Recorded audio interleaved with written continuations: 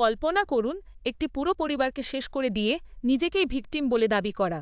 ব্রুকলিনের এক ৩০ বছর বয়সী মহিলা ২৫ মাইলের গতিসীমা থাকা রাস্তা ঘন্টায় ১০০ মাইল গতিতে গাড়ি চালিয়ে যাচ্ছিলেন। তার নামে ছিল ১০টি স্পিডিং টিকিট, বকেয়া $১২,০০০ জরিমানা এবং একটি স্থগিত লাইসেন্স। মাত্র একটি যাত্রাতেই তিনি একের পর এক লাল সংকেত অমান্য করে ছুটে চললেন। তারপর ঘটল সে অকল্পনীয় ঘটনা। তিনি একটি গাড়িতে ধাক্কা দিলেন এবং রাস্তা পার হওয়া এক মা ও তার ৩ সন্তানকে পিষে দিয়ে চলে গেলেন। বেঁচে রইল কেবল ৪ বছরের একটি শিশু, যার মাথার খুলি ভেঙে গিয়েছিল এবং মস্তিষ্কে রক্তক্ষরণ হয়েছিল।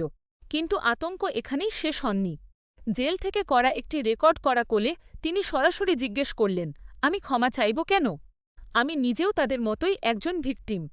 ৩ জনকে অনিচ্ছাকৃতভাবে হত্যার দায়ে তাঁকে ৩ থেকে ১.৫ বছরের একটি হালকা সাজা দেওয়া হত।